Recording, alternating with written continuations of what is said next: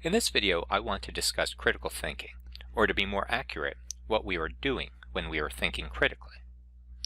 While we can use critical thinking in a variety of ways, I'd like to focus on thinking critically when we are first engaging with a text, and then when we are developing our own thoughts about a text, and finally, I'd like to discuss the ways we can be thinking critically in our everyday lives. I should point out that when I'm talking about engaging a text, I don't just mean reading a book or an article, but any type of written information, as well as information we are hearing, whether it is speeches or even everyday conversation.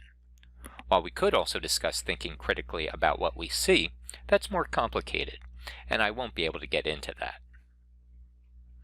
Now, unfortunately, when most of us think we are thinking critically and dealing with information, we are really engaging in a subjective reaction. That generally means one of three things, each of which is closely related. We might react emotionally to the information, and any discussion of that information is rooted in us describing our emotional reaction. We might react to that information in ways that have little or no evidence to support that reaction, and in thinking about and discussing the information, we state claims about the information, but again, there is little or no evidence to support those claims. And our responses to information might be influenced by a range of unconscious preferences or biases, which then shapes how we think or talk about that information. So how is critical thinking different from a subjective reaction? It mainly has to do with being conscious of our reactions and actively questioning both the information in front of us and our reaction to that information.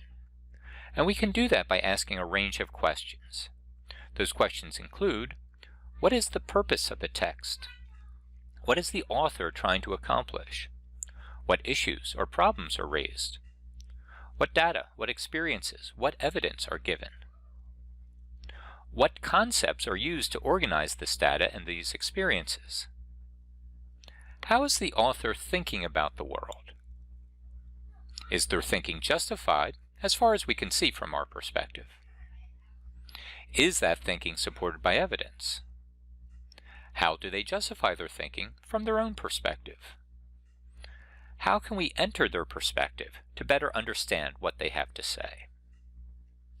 The information here was taken from the web article, Critical Thinking, Basic Questions and Answers, which I found on the Critical Thinking Community website.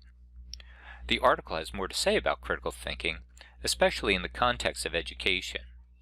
And the website also has further discussion of critical thinking that is very useful. Now, to add my own 2 cents, I hope you can see that these questions are sometimes closely related.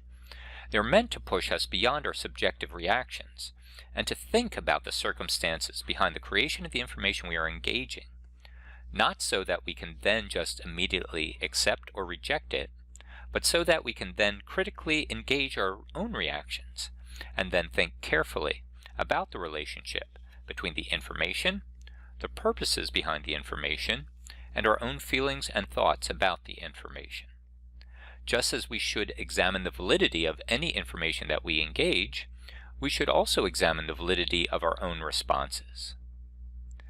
Now, there are other ways of thinking critically, like when we are trying to synthesize information, and by that I mean take information from a variety of sources, or different pieces of information from the same source, and develop new ideas about it, and see how or whether the various pieces of information fit together. I know it's a mouthful. I'll discuss these and other ways of thinking critically in the second part of this presentation. So thanks for watching.